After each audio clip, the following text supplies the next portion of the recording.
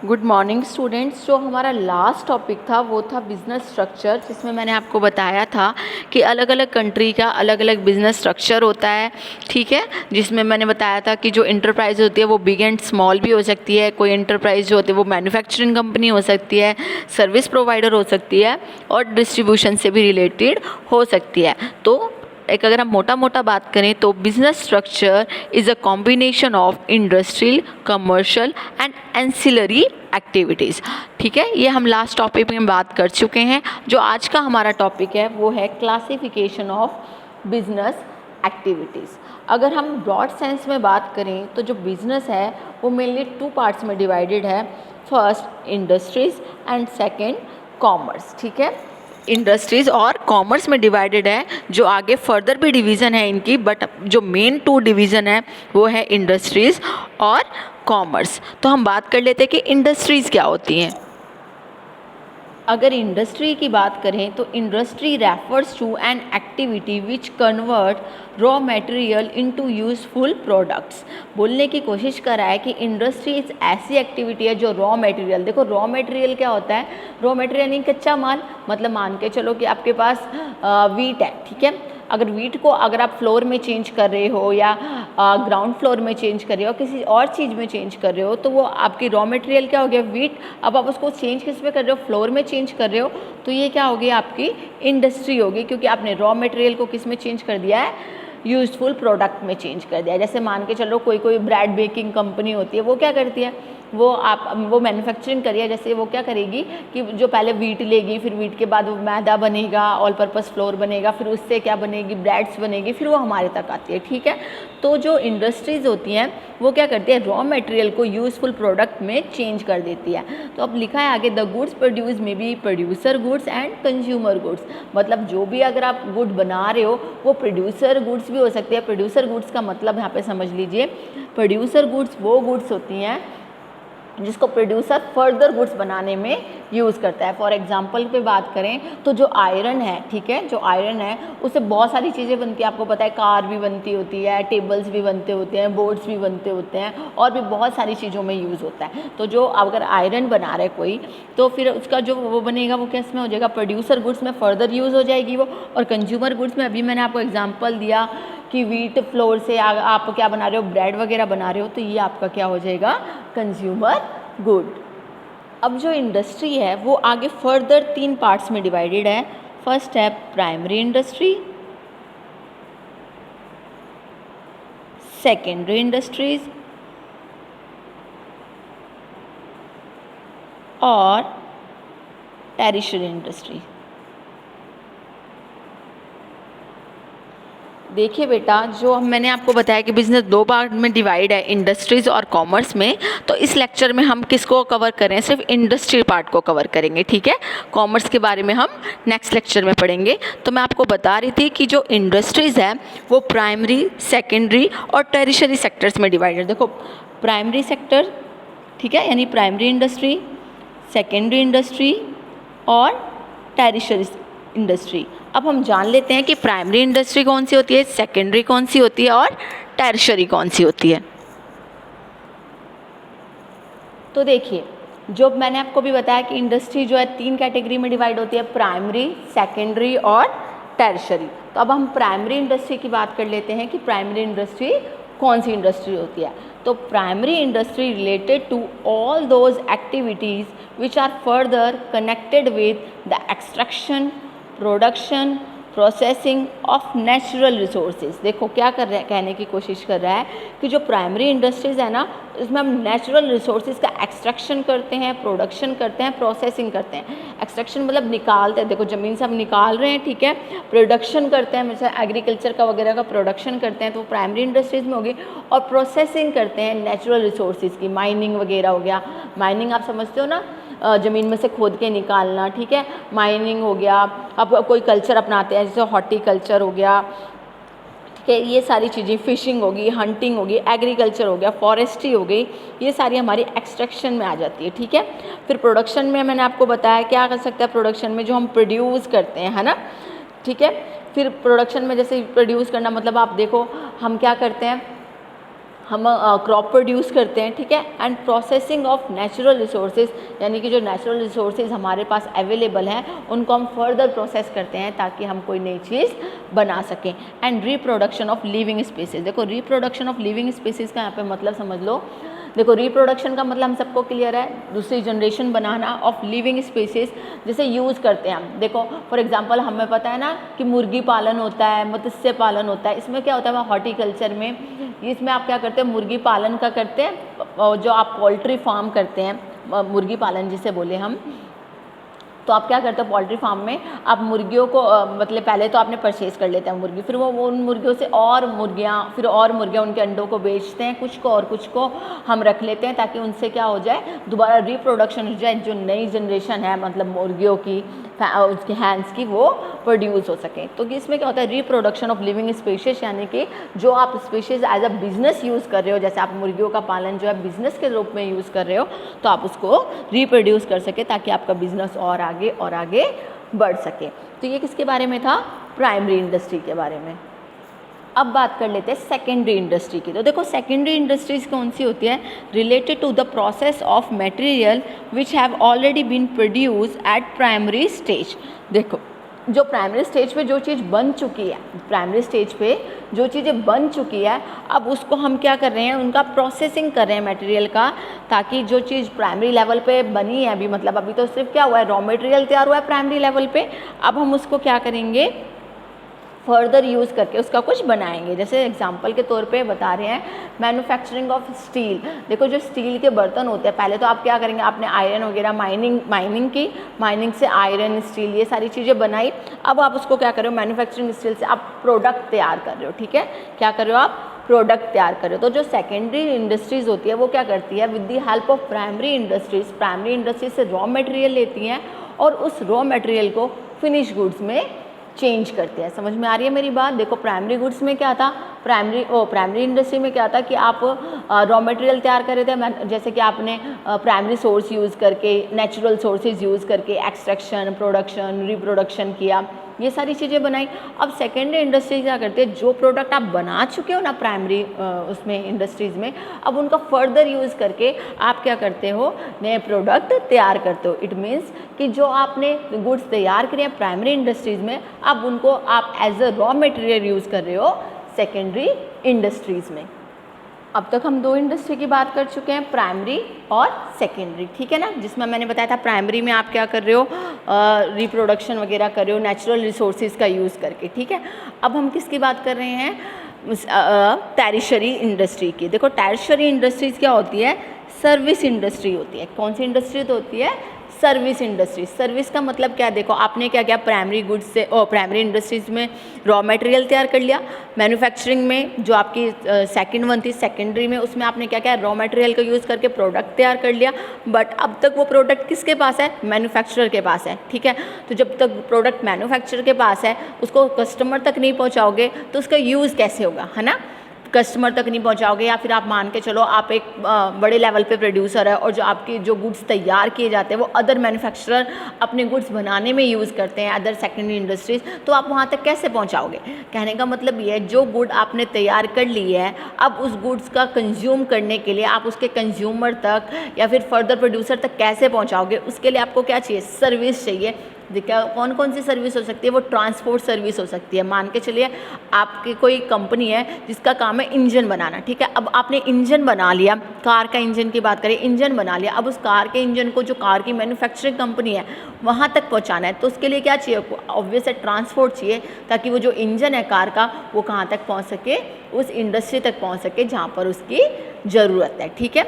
तो जो टैरिशरी इंडस्ट्रीज और सर्विस इंडस्ट्री होती है वो क्या करती है, हेल्प करती है, किस चीज़ में हेल्प करती है, कि जो गुड तैयार की गई है उसको उस इंसान तक, उस चीज़ वहाँ तक पहुँचाया जाए जहाँ पर उसको कंज्यूम किया जाना है। जैसे देखो, deals with all those activities which smoothen the flow of goods. Flow of goods का मतलब समझ में आ रहा है, from manufacturer to user, and services from manufacturer to those who use them. तो जहाँ तक वो उनको यूज़ करेगा, जो उनका यूज़ करेगा, उस तक पहुँचाने के लिए हम क्या करते हैं, टैरिशरी और सर्विस इंडस्ट्रीज़ का यूज़ करते हैं। तो हमने अब तक क्या क्या पढ़ लिया? हमने पढ़ लिया कि जो बिजनेस है वो 2 भाग में डिवाइडेड है, इंडस्ट्रीज़ और कॉमर्स। और जो इंडस्ट्रीज़ है वो फर्दर 3 पार्ट्स में डिवाइडेड है, प्राइमरी इंडस्ट्री, सेकेंडरी इंडस्ट्री और tertiary. Primary related to natural resources, secondary related to manufacturing means further raw material का यूज़ करके गुड्स बनाना। और टर्शियरी क्या करती है? मदद करती है कि जो रॉ मटेरियल से हमने गुड्स तैयार किए हैं वो उसके यूज़र तक पहुँच सके। अब हम आगे बात कर लेते हैं कि जो प्राइमरी इंडस्ट्री है वो भी आगे फर्दर 2 में डिवाइडेड है, ठीक है, फर्दर 2 इंडस्ट्रीज़ में डिवाइडेड है। फर्स्ट जो हमारी इंडस्ट्री है वो है एक्सट्रैक्टिव, ठीक है, जो फर्स्ट है वो हमारी क्या है? Extractive, alright, extractive. और सेकंड हमारी जो है वो है जेनेटिक। अब हम इसका मतलब समझते हैं कि एक्सट्रैक्टिव क्या होता है और जेनेटिक इंडस्ट्रीज़ क्या होती हैं। स्टार्ट करते हैं जेनेटिक से। तो देखिए आप कि जेनेटिक इंडस्ट्रीज़ क्या होती हैं। जेनेटिक, देखो वर्ड से क्लियर समझने की कोशिश करो। Related to reproducing and multiplying certain species of animal to earn profit. देखो जेनेटिक जनरेशन से रिलेटेड आप इसको लगा सकते हैं कि वो बोलने की कोशिश कर रहे हैं कि आप रिप्रोड्यूस कर रहे हो और मल्टीप्लाई कर रहे हैं। मल्टीप्लाई का मतलब होता है बढ़ाना, ठीक है, तो आप रिप्रोडक्शन कर रहे हैं और मल्टीप्लाइंग कर रहे हैं certain species of animals to earn profit, profit earn करने के लिए।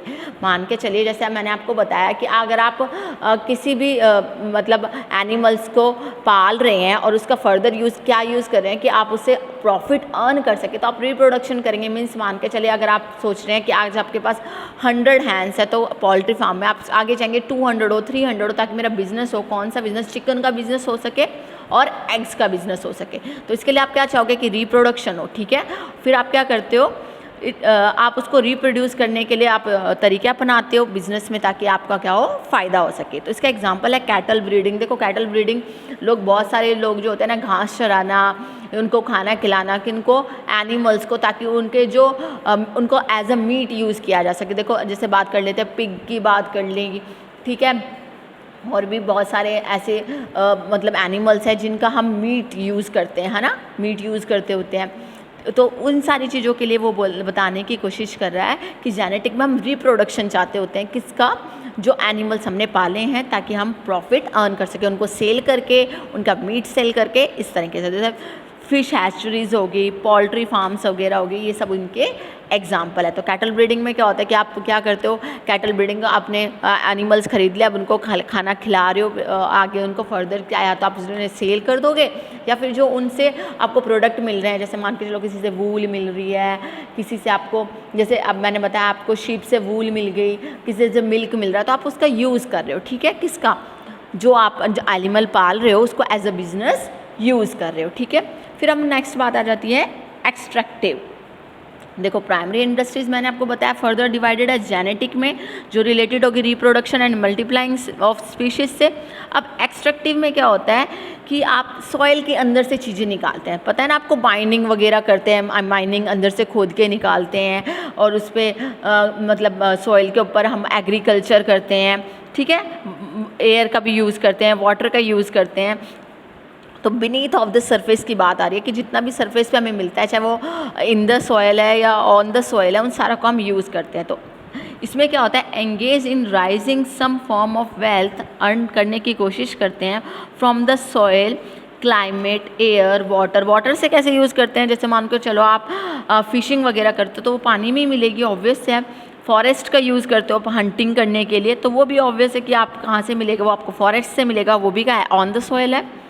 वाटर और from beneath the surface of earth, beneath the surface of, या तो आप अपने अर्थ के ऊपर से लिया या फिर अंदर से माइनिंग वगैरह करते हो जिसमें आपको कोल मिलता है, ठीक है, कोल मिलता है, क्रूड ऑयल मिलता है, जिससे आप पेट्रोल वगैरह बनाते हैं, ठीक है, वो उन सारी चीज़ों की बात करें। एग्जाम्पल में हमारे पास आ गया माइनिंग होगी, फिशिंग होगी, हंटिंग होगी, एग्रीकल्चर होगी एंड फॉरेस्ट्री होगी। फॉरेस्ट में जो एनिमल्स वगैरह रहते हैं हम उनका भी तो यूज़ करते हैं ना हंटिंग वगैरह करने में, और एग्रीकल्चर का यूज़ करते हैं फूड प्रोड्यूस करने में, ठीक है। तो ये किसके बारे में था? प्राइमरी इंडस्ट्रीज, जिसमें हमने दो के बारे में बात की, जेनेटिक और एक्सट्रैक्टिव। इसके बाद हम सेकेंडरी इंडस्ट्रीज़ की बात कर लेते हैं। जो सेकेंडरी इंडस्ट्रीज़ है वो भी फर्दर 2 पार्ट्स में डिवाइडेड है, ठीक है। जो सेकेंडरी इंडस्ट्रीज़ है वो भी फर्दर 2 पार्ट में डिवाइडेड है। फर्स्ट है हमारा मैन्युफैक्चरिंग,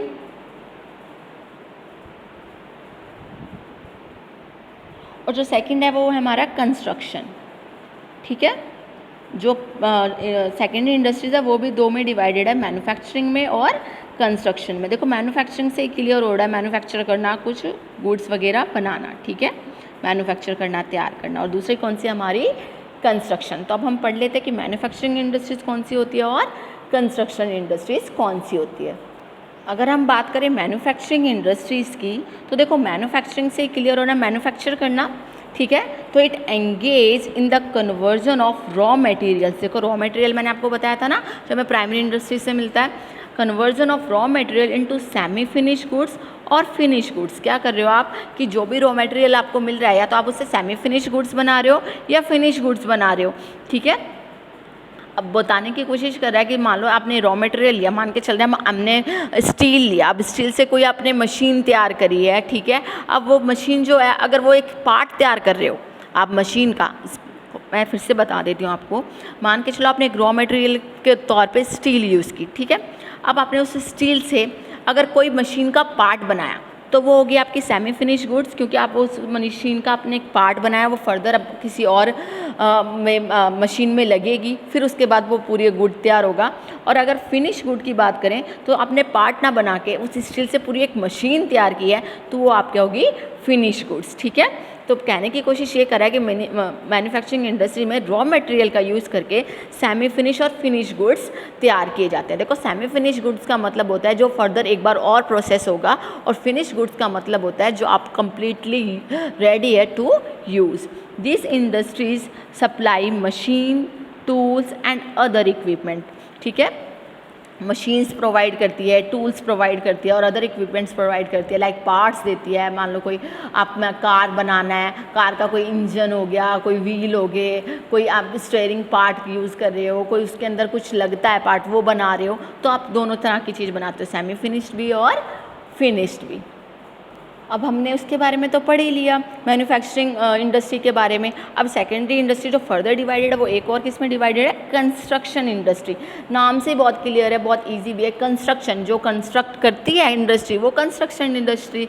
मान लो ब्रिज बनाना हो गया, रोड्स बनाने हो गए, डैम्स बनाने हो गए, बिल्डिंग बनानी होगी, तो ये सारा क्या करती है, जो कंस्ट्रक्शन वर्क में इंडल्ज है या इंगेज है, वो हमारी क्या कहलाएगी, कंस्ट्रक्शन इंडस्ट्रीज़।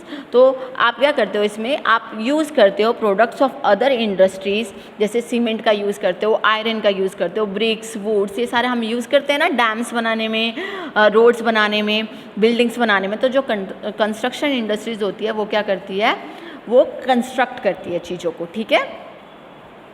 अब इसके बाद जो मैन्युफैक्चरिंग इंडस्ट्रीज़ है वो भी फर्दर आगे डिवाइडेड है, ठीक है। जो मैन्युफैक्चरिंग अभी मैंने बात की ना इंडस्ट्री की, वो भी फर्दर डिवाइडेड है किस किस में, एनालिटिकल इंडस्ट्री, अभी हम इनका मीनिंग जानेंगे, पहले नाम लिख लेते हैं। एनालिटिकल इंडस्ट्री, प्रोसेसिंग इंडस्ट्री, देखो प्रोसेसिंग से तो नाम से क्लियर हो रहा है जिसमें प्रोसेसिंग होगी, ठीक है।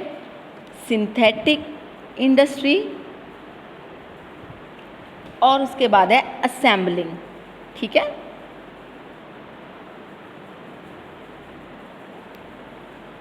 तो मैंने आपको क्या बताया, जो मैन्युफैक्चरिंग है वो भी फर्दर डिवाइडेड है किस किस में, एनालिटिकल इंडस्ट्री में, प्रोसेसिंग में, सिंथेटिक में और असेंबलिंग में, ठीक है।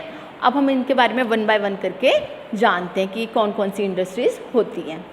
So first of all analytical industry. देखो एनालिटिकल का मतलब है पहले आप गुड को एनालाइज करते हो, ठीक है। आप क्या करते हो, पहले गुड को एनालाइज करते हो और फिर उसके बाद उसको फाइनल प्रोडक्ट बनाते हो। एनालाइज करने मतलब टुकड़ों में तोड़ के एनालाइज करना अच्छे से, फिर उसका गुड को तैयार करना। अगर मैं आपको इसका बिल्कुल ईजी एग्जांपल दूं तो हम क्या करते हैं, क्रूड ऑयल निकालते हैं। क्रूड ऑयल कहाँ से निकालते हैं, देखो एक प्राइमरी इंडस्ट्री का काम है, मैंने आपको अभी बताया था क्रूड ऑयल निकालना, कहाँ से माइनिंग करके क्रूड ऑयल निकालना है, किस में से, अर्थ में से, ठीक है। तो आपने क्रूड ऑयल निकाला, अब उस क्रूड ऑयल से अगर आप उसको थोड़ा सा रिफाइन करोगे तो आप कैरोसिन बना पाओगे, और ज़्यादा रिफाइन करोगे तो पेट्रोल बना पाओगे, डीजल बनाओगे, और ज़्यादा रिफाइन करोगे तो गैस बना पाओगे, ठीक है। तो एनालिटिकल इंडस्ट्रीज में क्या होता है कि आपने एक चीज़ ली है, अब आप उसको एनालाइज कर रहे हो कि थोड़ा सा आपने क्रूड ऑयल को रिफाइन किया, चलो ठीक है कैरोसिन बन गया, कैरोसिन यूज़ करना है कर लेंगे, और रिफाइन कर दोगे पेट्रोल और डीजल बन रहा है, ठीक है, वो फर्दर यूज़ हो जाएंगे, और ज़्यादा रिफाइनरी कर देंगे तो गैस। मीन्स आप क्या कर रहे हो कि जो एक गुड है उसको एनालाइज कर रहे हो कि कितना क्या करने पर क्या गुड तैयार होती है। मैंने बताया आपको क्रूड ऑयल से आप 3 से 4 चीज़ें बना सकते हो, कैरोसिन भी बना सकते हो, पेट्रोल भी, डीजल भी, गैस भी। तो ये क्या करती है analytical industry, a product is analyse and many products are receive as final product. आप एक ही प्रोडक्ट को बहुत ज़्यादा यूज़ करते हो और उससे कई सारी चीज़ें बना पाते हो एनालाइज करके। अब उसी का अब मैन्युफैक्चरिंग में जो सेकंड आती है वो है हमारी प्रोसेसिंग इंडस्ट्री। नेम से ही क्लियर है, प्रोसेस करना, ठीक है। प्रोसेस करना समझते हो ना, प्रक्रिया है, प्रोसेस कर रहे हैं।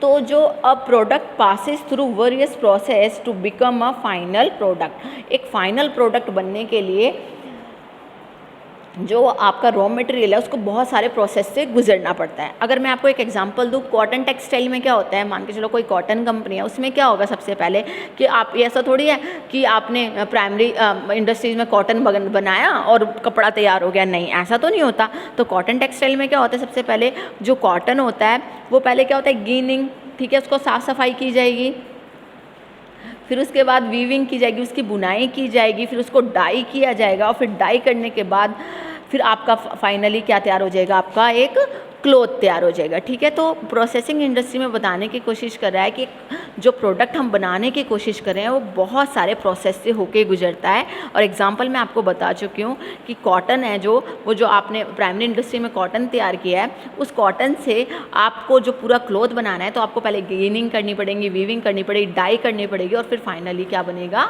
क्लोथ बनेगा। फिर बात कर लेते हैं सिंथेटिक इंडस्ट्री की। देखो सिंथेटिक इंडस्ट्री में क्या होता है, वर्ड समझने की कोशिश करो। सिंथेटिक यानी कि मिलावट, ठीक है, मिलावट से रिलेटेड। तो many raw materials are brought together to make final product. इसमें क्या होता है, प्रोडक्ट जो होता है प्योर प्रोडक्ट नहीं होता, आप 3-4 प्रोडक्ट मिक्स करके, 3-4 मटेरियल मिक्स करके एक फाइनल प्रोडक्ट बनाते हो।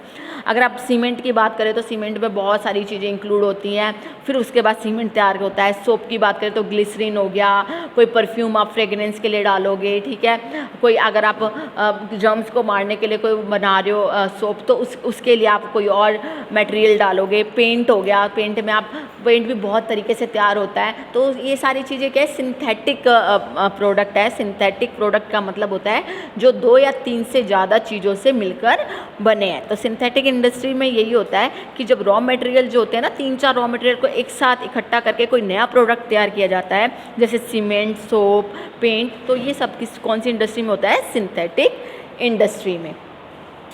अब जो हमारी लास्ट रह गई है वो है असेंबली इंडस्ट्री। देखो वर्ड से ही क्लियर हो जाना चाहिए, असेंबल करना, इकट्ठा करना।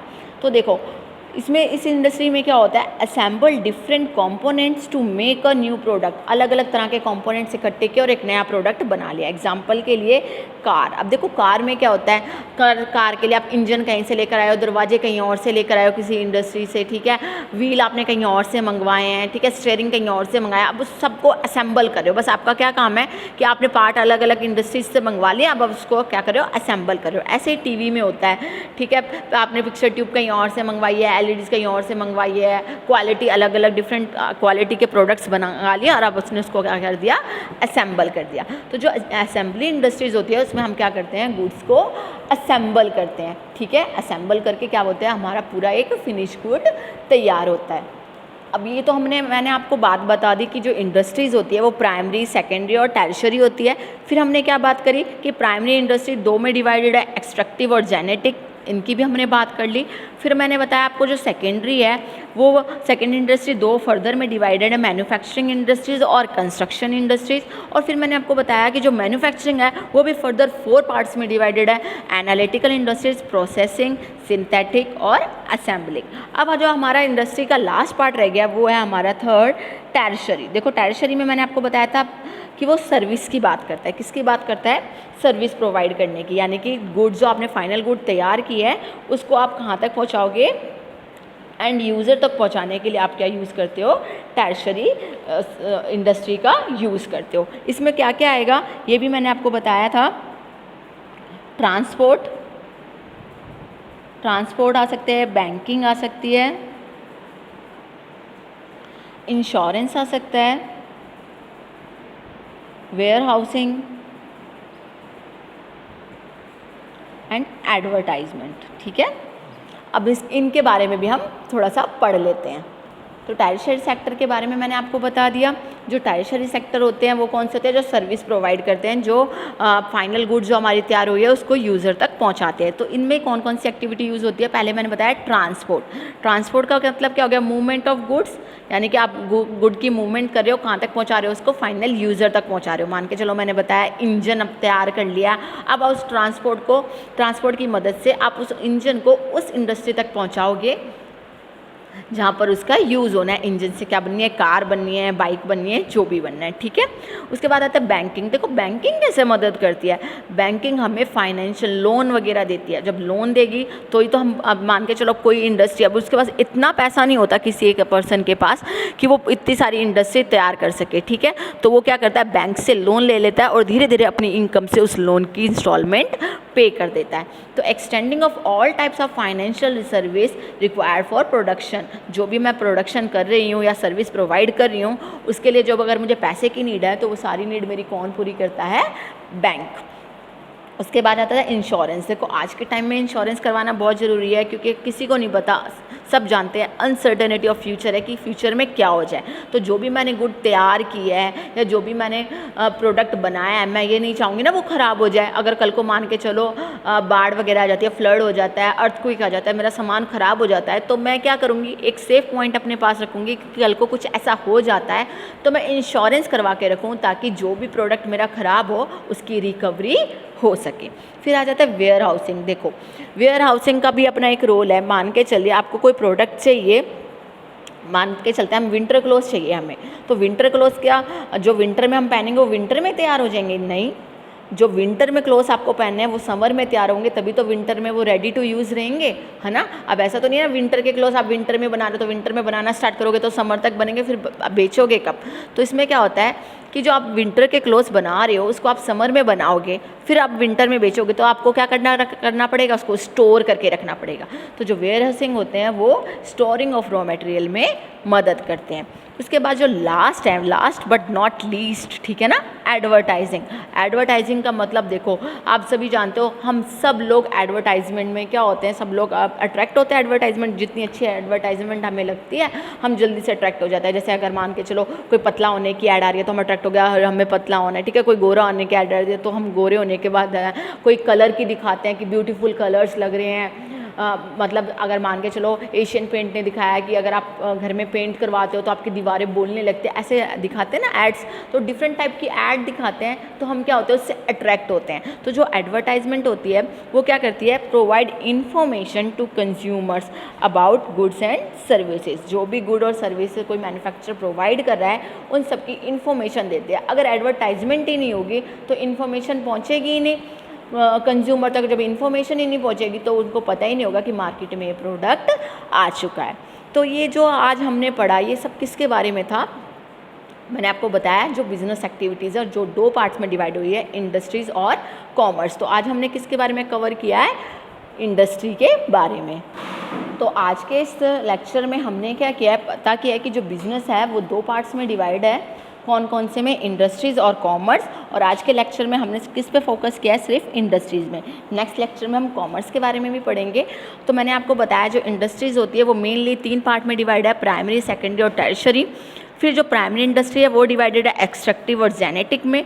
सेकेंडरी डिवाइडेड है मैन्युफैक्चरिंग और कंस्ट्रक्शन में। और जो मैन्युफैक्चरिंग है वो भी फर्दर डिवाइडेड है एनालिटिकल, प्रोसेसिंग, सिंथेटिक और असेंबली इंडस्ट्रीज़ में। इसके बाद मैंने आपको बताया कि जो हमारी थर्ड है टर्शरी, जो कि सर्विस से रिलेटेड है, वो उसमें क्या क्या इंक्लूड होता है, ट्रांसपोर्ट, बैंकिंग, इंश्योरेंस, एडवर्टीजमेंट और वेयर हाउसिंग। तो आज के लेक्चर में हमने इंडस्ट्रीज़ के बारे में पढ़ा है। आई होप कि आपको समझ में आया होगा और आप इससे कुछ सीख सकेंगे। Thank you.